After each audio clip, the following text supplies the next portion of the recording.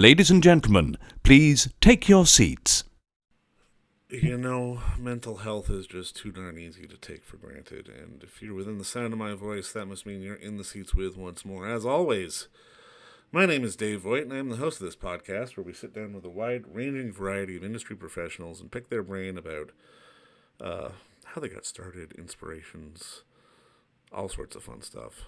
Well, and the film, too, of course, but, But we do it in a light and conversational fashion, and if you like how we do things, I'm assuming that you do, because you're listening right now, you can subscribe to the podcast. You can find us over at Apple, Spotify, Amazon, Google. It's all good, and you can find every single one of our episodes archived over at our YouTube channel, and it'd be great if you could subscribe there as well.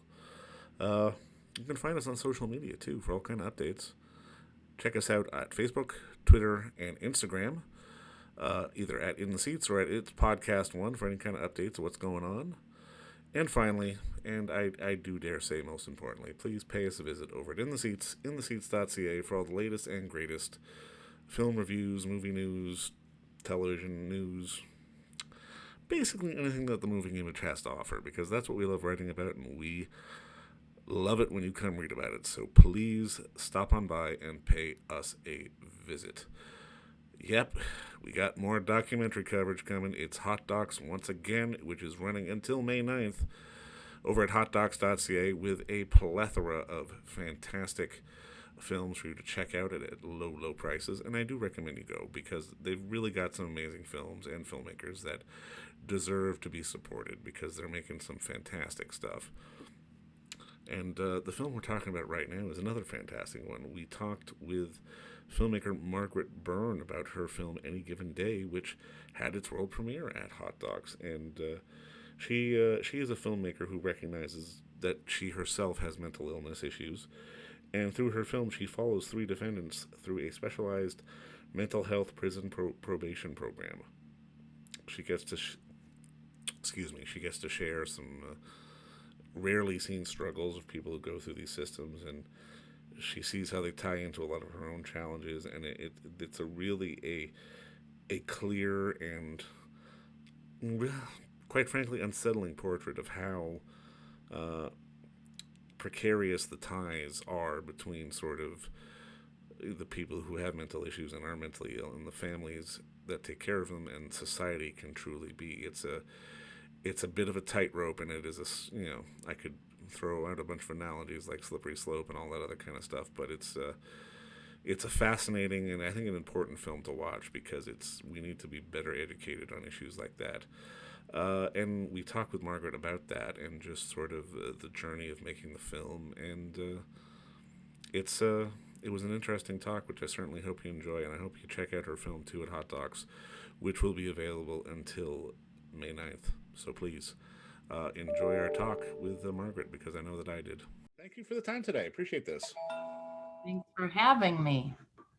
Now, I mean, obviously, first off, congratulations on the film. I mean, I was so struck by it, and I think I was really just struck by I guess, the commitment to sort of follow these people and sort of be involved in sort of the entire process. And I guess my first question for you is walk me through sort of the inspiration for the film and why you decided to do it this way. Well, I have a history of making longitudinal films. I love the longitudinal style of filmmaking, but the reason I started making the film was, in Chicago, where I live, where I'm from, in 2012, our mayor shut down half the mental health clinics. Yes. And as a result, by 2015, the Cook County Jail had become the largest single-site mental health facility in the country. And so that's where I started filming, is sort of a knee-jerk reaction to what is going on here, that instead of community mental health treatment, people are in jail. And I found, I met Angela, Daniel, and Demeter at a mental health court after I had sort of explored what's going on at the jail, the systems they had put in place. I still had questions around how can this be the best form of treatment? And so I observed a mental health court for about 8 months. And that's where I met the three people in the film. And at a certain point, I realized that the film was about how do you live with this every day? How do you navigate treatment, whether it's in the criminal justice system or outside of it? And that's what the film became about. And I mean, it's one of those things where I really did find more of an appreciation for the struggle just because the film didn't focus on the politics or the bureaucracies, or it focused on the people and sort of the day-to-day sort of living with it. Like, how soon in the process did you realize that this wasn't necessarily going to be a policy movie, this was going to be a people movie? I think my heart is with the people. And I know that there's other great films that talk about policy and the history of how we've treated mental illness, particularly in the United States. And so because I identify with them myself, having struggled with mental illness for a lot of my life, I knew I wanted to center people that were going through it and connect with them. And at the time when I started making this film, I had myself just gotten out of a hospitalization and was very depressed.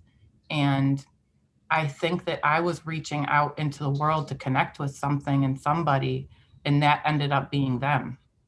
Did you connecting with them just sort of help in the fact that you did have a frame of reference from a personal standpoint onto what they were going through? Because I could imagine having someone follow them around with a camera may not be the first thing that comes to their mind that they want to do. Yeah, and that's I think part of the reason why it took so long to find the people that I was going to film, because I interviewed a couple dozen people for the film Yeah. and worked with a couple more extensively that it just didn't work out. It wasn't a good situation. Um, and so I think that was the difficulty of the challenge of some of this film was being able to just do it in a way that was healthy, that wasn't going to cause them more trauma or more grief, but what was your question?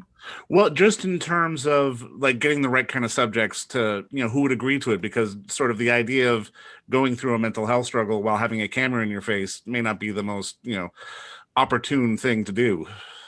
I mean, at the end of the day, I think they were people that I connected with and they connected with me. And so I was able to build trust with them. And we were able to talk about things both off camera and on camera. And I think that they trusted me too because I was open with who I was, why I was doing it, and what I wanted to come from it. And I also, an important part of the process was to really discuss with them what we were doing, what is the scene about that we're filming. Sometimes we just have lunch. Yeah. I probably filmed with each of them about 30 times, but we met, you know, 2 or 3 times as many as that. And we Right. never shot more than an hour or 2 or 3. So it wasn't like, on some jobs where you're like, okay, we got to shoot for the next 12 hours and pound out these 5 scenes. It wasn't that. It was truly any given day.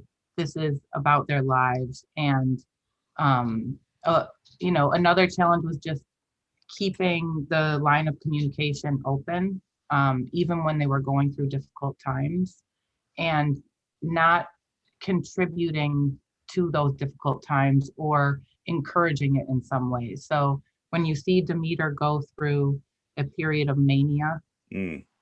you see that that's represented through the text messages because I myself was overwhelmed, and there were hundreds of phone calls, um, thousands of text messages that we went through to sort of tell the story that was kind of happening all behind the scenes, the communication between us, because that's in the end how we represented this moment of mania. Because I think that if I had introduced the camera into that situation, it would have made his mania worse Mm. because I knew him, like I've known him now for years. I've been in his life with his mom and his family for years. And so I'm committed to telling his story, but also committed to making sure that it's done in a healthy way. For sure. And I mean, there was something else that happened in the film that really caught me off guard. I forget specifically who it was, but about them wanting to go about sort of acknowledging their state of depression, but wanting to go find some drugs to trigger a mania. Is that a common instance? Because I mean, I think that's the thing from a educational standpoint. On the outside looking in, I was like, wow, that I had no idea that was even a thing. I mean, I can't speak, I don't have the experience of being a social worker Right. in this field. I'm not an expert, but for Demeter, you know, he experiences mania in when the weather gets warmer, because in Chicago we have snow, and then, the weather will get warmer. So we have these seasons, and he's triggered by the warmer weather.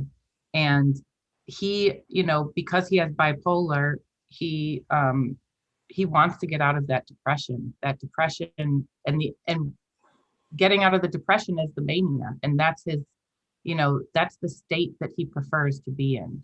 And so I think Judge Edidin had said that 70% of her clients that come into the mental health court have co-occurring addiction and mental health issues. So it's very common that people with mental health and mental illness also have co-occurring addiction. And it has to do with self-medicating and all of that. Is there anything that you learned through sort of the shooting process with everyone, not just with them personally, but just to see how they dealt with the system that surprised you or caught you off guard? I just respect all of them for having the tenacity and the, just getting through it. Because I know for myself, I wasn't incarcerated because of my illness. And it's not because I didn't make mistakes along the way, So for Angela to have spent 8 months in the Cook County Jail, it destroyed everything. She lost her kids, she lost her apartment, she lost all her belongings. Everything broke apart. And so I don't want to say I'm surprised, but I admire her bravery for telling her story, especially when you have all these labels and stigmas on you, to come out and say, yes, I was diagnosed with this, but this is actually my story, because you're not just a diagnosis. And my hope is that people will walk away feeling like, okay, people with mental illness are not just a mental illness. We shouldn't be calling people schizophrenics. That's not their identity. That's not Daniel's identity. He's so many things. Do you think there's a way to reverse the stigma, like sort of the blanket stigma, or is it just a question of sort of societally being more open to listening to these kind of stories and being a bit more empathetic and a bit more understanding, rather than just randomly throwing people in jail? I think it's normalizing conversations like this. And I think it's one of the positive things to come out of this pandemic is people are talking about their mental health. People are realizing that this is a normal thing that happens to a great percentage of the population. 1 in 5 people will experience mental illness in their lifetime. So, in my family and in a lot of families, it's something that I think we've been taught to hide, to sweep under the rug. It's certainly not something I wanted to go to work, go to the school that I teach and say, I'm having a psychotic break, so I can't teach my class this semester. It's a very hard thing to talk about. So it's another thing. It's one thing to talk about it with people that you trust. It's another thing to put your story out in the world. But I think the more we talk about it and the more we're open about it and the more we look at mental health like any other physical health, the healthier that we'll all be. And I think we'll acknowledge that we need to have a safety net in place, that, mental health community centers should be as common as libraries. You shouldn't have to travel, all the way to a different area in order to get treatment, because a lot of times then it won't happen. For sure. I mean, for you, because I mean, this is always something I'm curious about. How do you feel just film as a device helps in those matters? Because I mean, you're absolutely right. I mean, being able to have discussions is so important, but being able to see stories as well, being able to see honest stories, it really feels like film, not just documentary, but even fictional in whatever form it is can be such a grounding tool to help people to relate sort of who may feel closed off and alone. Yeah, I mean, I think representation in media and in storytelling is so important, because, you just think about being a kid and, how much of your ideas of what love means comes from the movies. Yeah. We're so influenced by film and television and storytelling. And that's why it is so important that people see themselves represented and that there is diversity in voices, um, as far as storytelling, and that it's not just an industry that's about making money and Yeah, entertaining, but stories can be entertaining, but also diverse. for sure. What was the moment in your life that that made you want to be a storyteller? Was it a piece of work, or was it a story, or was like what was sort of the pivot point for you to want to be a filmmaker, to want to be a storyteller? Well, I feel like it's something I grew into. I I got my first camera. It was a plastic point and shoot camera, film camera when I was 11. And maybe several years ago, I found some of those photo albums of the pictures I had started to take as a kid. Right. And that grew into me being, getting into photography and then eventually getting into video and film. But I think it was really a journey for me finding myself in documentary, even though I've been doing it 20 years. This is my second feature. I'm working on a series right now, which is my third project. But I've worked on, over a dozen films as a cinematographer. And it's really what I love to do is be out in the world with real people, connecting with people, and taking on the challenge of telling their stories. Um, Even though I would love to do scripted work, it's not been, as pressing for me as it is that when I find something in the world that needs to be told, that I just have a drive to do it. And documentary is something where you don't have to get I didn't have to get a certain amount of money to start this project. Mm, 'Cause honestly, it had never happened. right. Um, we didn't get funding for this film until years into the process, which helped to pay for post production. But these projects are not about what's going to be the most commercial or how quickly can I make it and what can I make off of it. But I just felt like it was an important story to tell, and that you don't see people with mental illness at the center of their own stories. You Hmm. often see doctors and experts talking about the issues and talking about them like a subject. And Yeah. that's why I really wanted this to be as participatory as possible, and that, and as intimate and comfortable as possible. So it was just me as the crew. It was me filming, me running sound, except for when we're in court. It was a very, sort of intimate kind of conversational experience. And now more than ever, it really does feel like people are yearning and craving to just know more about people, considering the state of the world and what's going on. And now that your film is kind of getting out there, as I'm kind of curious, what is your ultimate hope, especially around these issues of mental illness? Is it just ultimately just to validate the fact that it's okay to have the conversation, that we shouldn't be shying away from it like we have been in the past, and we should sort of at least be honest about it and upfront about it going forward? I mean, I think that, that then is about stigma reduction. The more we talk about it and the more we normalize it, it's also about mental health literacy, Yeah. like what is mental illness? What does it look like? You know, um, and then I think it's also just this awareness that if we have a social safety net in place, that people aren't going to be going to jail, Yeah. and that comes at a great cost, both through people's lives and in a human way, but also financially. It's bad business No. for any place. It's bad business.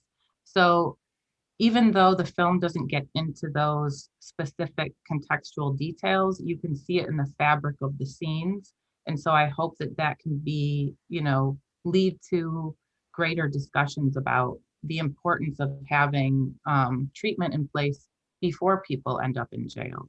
No, there's so much work that needs to be done, and I mean, it starts like by having a conversation, which is what I think this film really sort of pushes through in a very powerful way. And I just want to say thank you again for the film, and thank you for the time today. This was delightful. Thank you, Dave. And don't forget to visit our friends over at Bay Street Video for all your DVD, Blu-ray rental, or purchasing needs this summer, as they are still open for curbside and some mailing delivery as well. Over at 1172 Bay Street, Toronto, Ontario, Canada, you can give them a call at 416-964-9088. That's 416-964-9088. Or send them an email at baystreetvideoto@gmail.com for any of your DVD and Blu-ray needs.